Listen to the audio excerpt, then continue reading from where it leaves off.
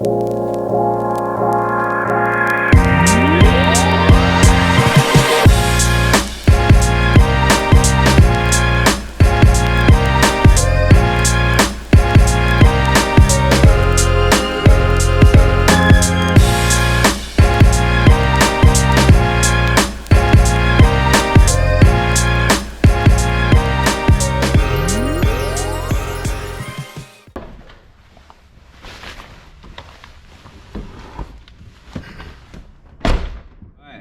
POV drive, 2004 Mini Cooper S, R53 facelift. So first impressions of the car, again, throttle is super duper lazy on this car, but easy solution, wind booster, it wakes the throttle up.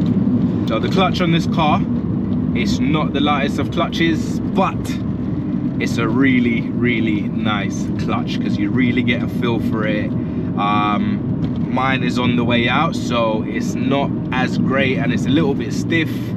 It slips up top, but that's about it. Apart from that, it's a really, really, really good clutch. Can't really fault it. It does feel quite mechanical as well, as opposed to newer cars, which does feel quite electric. They're very soft, but this one, it is a little bit hard. So if you're going from a brand new car and jumping in this, you will feel the difference. It's such a point and shoot car. You hit the steering, the car does exactly what you want it to do. It's very direct. So it's not the lightest of steerings again, but it connects you to the car. You and the car become one. Now, funny thing I read on a Facebook post the other day on the group, some guy got an R53 and he made a comment that he didn't like it because it doesn't feel like a driver's car. So someone else commented on that post and said, if you don't think that this is a driver's car, then you're not a driver. I had to like that because, yeah, I do completely agree. It's such a nice car to drive, man. Such a nice car to drive. And it's really underrated. You know, people will go and they'll look at a Mini and they go, it's a Mini, or it's a girl's car, or it's too small. But when you compare it to its class of car, what would you say? Would a GTI classify? I'd say pretty similar to a GTI, yeah. Obviously they're underpowered, but when you put power to weight ratio, they do pretty well. Yes, you know, they're quicker than paper suggests. Yeah. You know, 100%. Supercharger is so responsive. 100%. You know, the rev, it revs for days. The gearbox, the length of the ratios is beautiful. Absolutely. Even though it's a small car, it drives like it's a well-refined car. Yes. It's like the cabin noises aren't overly loud. Yes. It's very comfortable. You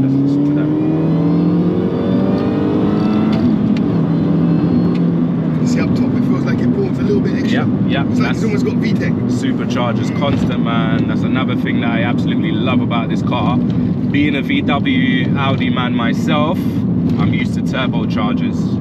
They're great. There's more power in the turbos, but the way that the supercharger is instant is absolutely awesome. The way that it sounds spot on, man. It's so addictive, the noises. Actual comfort in the car, as Corey said, the car does feel premium, and this is where I feel like BMW did step in. Does that make sense? Because inside of a BMW is very premium, and that's the feel that I get on this car. It's a nice leather steering wheel. It doesn't feel cheap. I mean, for a 20-year-old car, the interior, yeah, I know I did get a very clean example, but the interior of this car is amazing. The seat is not the most comfy seat that I've ever sat in. It's not comfortable. It's not comfortable, because you're one, you hated it, innit? Yeah, that was the real Achilles heel for me. Yeah, but I mean, you're a lot taller than I am. Your seat sits a lot lower than mine does. So for me, it's not too bad. It's not too bad. It's not too bad.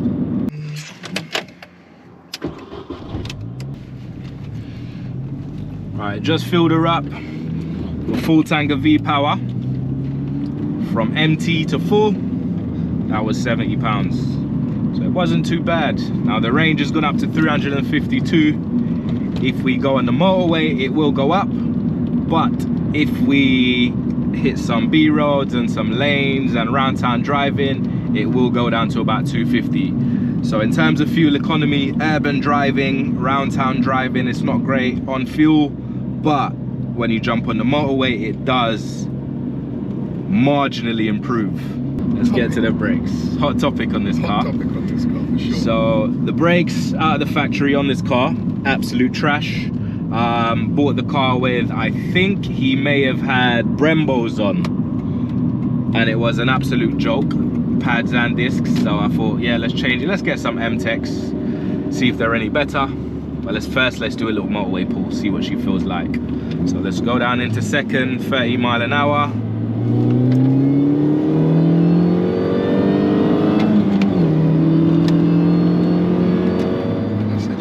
It's quick. There's two of us in it. I weigh 100 kilo, you weigh 100 kilo. She's alright. The car, it moves nicely. Yeah, at 3,000 revs. Let's floor it. So we're going uphill. Two of us are in the car. Two fairly heavy guys. And we got Blues up front. What's going on here? Let them hit the supercharger, bro. You know. Oh no, what a place. Was that a new electric car? Oh no. New electric car's broken. Not a good look. Alright, let's do a little third gear pull. Back down to third. Revs are at 3k. Let's give it some.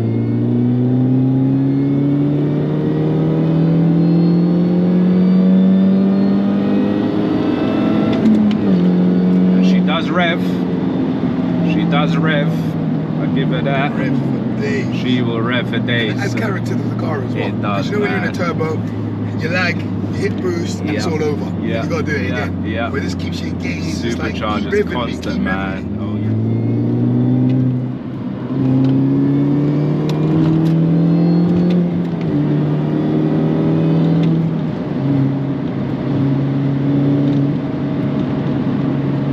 It's so smooth. It's so smooth on the motorway. It's quiet, it's refined. Yeah. You know, even though we're in a little car, we've got loads of room as well. Loads of room. Loads of room. Loads of room. I mean, look, there's no way you're getting anyone behind us. Nah, not a chance, yeah. Two people in a car, beautiful. It really should have been a two-seater. I mean, everything, the car inside the cabin is so quiet as well, compared to, again, VWs that I'm used to, which is very loud. Again, going back to how well it has been made, from the dash to the door cards to the floor, the sound deadening is awesome in the car. The car is so smooth. It's so smooth. Hands off, again, wheels a little bit out of alignment, but hands off, the car will go straight like a dart. There is a slight camber in the road, which you can clearly feel, but apart from that, man, such a great car. I think all in all, it's such a great car. I know I keep saying it, but I was highly surprised when I actually bought this car, because I'd never driven a Mini before, and I've always said, you know what, a Mini is not really a car for me. It's too small, it's too this, it's too that. But unless you sit in a Mini and drive a Mini properly how it should be driven, then you won't understand. I think that's the thing.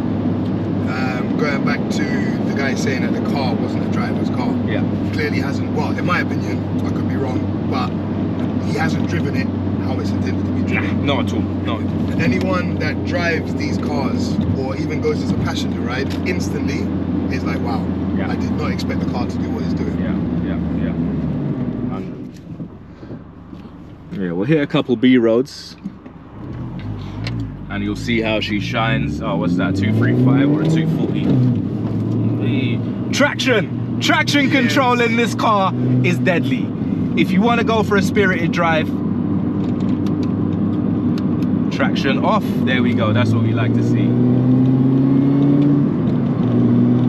So yeah, it's such a point and shoot car. Even over the bumps, it's so compliant. Yeah. You know, it just rides them. It rides them. It's not crashy, it's not bangy, it's not knocky, the car's not moving all over the place. Nope, and it's on stock suspension that's completely worn. My bushes are finished, as you know. And there is more rust than rust itself. And it still drives so good. Yeah, it just testimony to the build quality, for sure. It just goes to show that, I mean, it's such a well-built car. I don't know if you'd call it aerodynamics or just the way the car moves. It's the only way to describe this car. It drives like a go-kart, and there's no other way to describe it. I've honestly never driven a car that drives like this one. I've driven fast cars, I've driven well set up cars, but I've honestly never driven a car like this one. It's weird. So the combo with the supercharger, short wheelbase, light car. It all ties in. It's to a perfect phenomenal, drive. man. It's phenomenal, man. It's a pity there's so much traffic, but yeah, she does go, man. Again, point and shoot. The car does exactly what you want it to do at all times, and it's quite predictive. I know the back end can get a bit happy if you are giving it some. There's one thing on these cars: they need adjustable camber arms in the rear, because these are very tail happy. You get a sense of grip. Oh my god, this is amazing. And then all of a sudden, the back end goes light, and if you have any kind of braking, the back end will come out. I think that's the only weak point of this car. I think the back end is happy. It took the corner. I nearly missed the exit, and look. And it was like ease. The car just did it. The car just did exactly what I wanted it to do. So I know it's a bit dark and we're on a little B road, but let's see what she does. So again, my clutch is a bit finished, so I won't launch it too hard, but you'll get an idea. So I've got the wind booster on. Let's turn that up a little bit. So this pretty much wakes the throttle up. I will do another video explaining how this works and what exactly it does, showing you a bit more about it. But yeah, so let's go.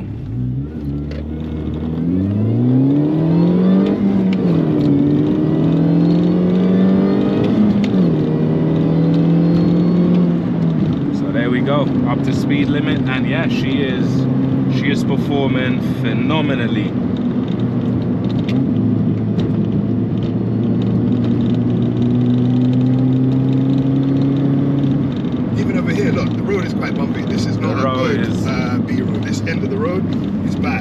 Look how it just rides over it. The car's literally just taking it.